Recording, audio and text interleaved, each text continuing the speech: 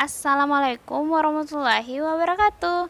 Sobat Harum yang berbahagia, yuk bergabung di Harum Channel yang informatif, edukatif, dan inovatif. Caranya gampang banget kok, klik subscribe dan bunyikan loncengnya, serta ikuti kami juga di akun media sosial kami, @harumchannel. Terima kasih.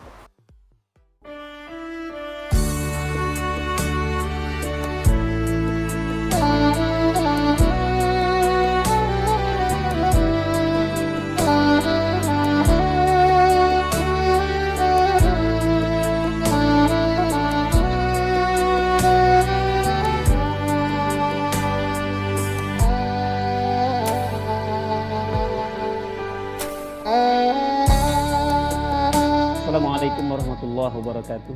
Waalaikumsalam warahmatullahi wabarakatuh. Tema tips perlindungan jemaah haji di Mekah. Kita berkeinginan semuanya, para petugas termasuk jemaah dan keluarga jemaah di tanah air, pasti jemaah haji yang berangkat pulang dalam keadaan sehat walafiat.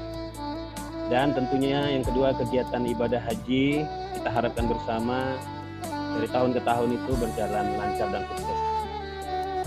Nah, kedua hal yang kita inginkan ini akan terwujud bila perlindungan terhadap jemaah haji berjalan dengan benar dan maksimal.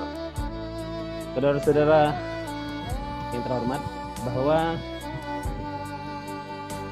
dalam Undang-Undang Nomor 8 Tahun 2019, Undang-Undang yang baru tentang penyelenggaraan ibadah haji dan umroh, disebutkan dalam pasal 41 bahwa yang dimaksudkan dengan perlindungan itu meliputi kepada jemaah haji itu meliputi perlindungan sebagai warga negara Indonesia di luar negeri, perlindungan hukum dan keamanan, juga perlindungan jiwa, kecelakaan dan kesehatan.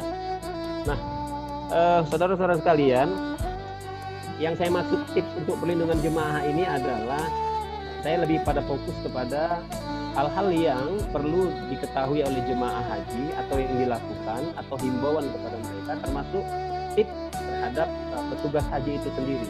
Yang pertama, tips untuk jemaah haji yang akan berangkat itu agar memantapkan dan meluruskan niatnya kembali gitu. Artinya dia memang memiliki kemauan yang kuat dan mantap, sudah menunggu sekian puluh tahun, harusnya memang niat itu betul-betul untuk melaksanakan ibadah haji dengan baik. Yang kedua, memahami rukun dan tata cara haji. Ini penting karena nanti dalam pelaksanaannya, seperti saya sebutkan tadi, dia tidak mengetahui kalau rukun itu merupakan rukun, bahkan dia tidak laksanakan. Yang ketiga, seorang jemaah itu harus mematuhi aturan dan himbauan petugas haji Indonesia. Yang keempat, kenali para petugas haji Indonesia. Jadi ketika manasik diharapkan kepada para tim peraga atau tim penasik itu agar memperkenalkan petugas haji itu dalam arti seragam gitu. Sehingga mereka tahu kalau kejadian sesuatu tersesat atau hal-hal lain yang tidak diinginkan, dia akan cepat mencari petugas haji. Yang kelima, lengkapi dan kenali data diri.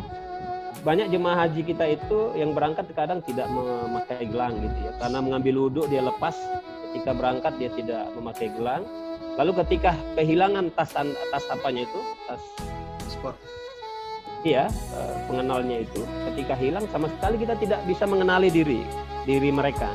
Oleh karena itu ketika akan pergi, para jemaah haji betul-betul dilihat, jangan terburu-buru, lengkapi. Yang keenam, agar jemaah haji yang tidak berhubungan dengan rangkaian haji. Banyak jemaah haji kita ini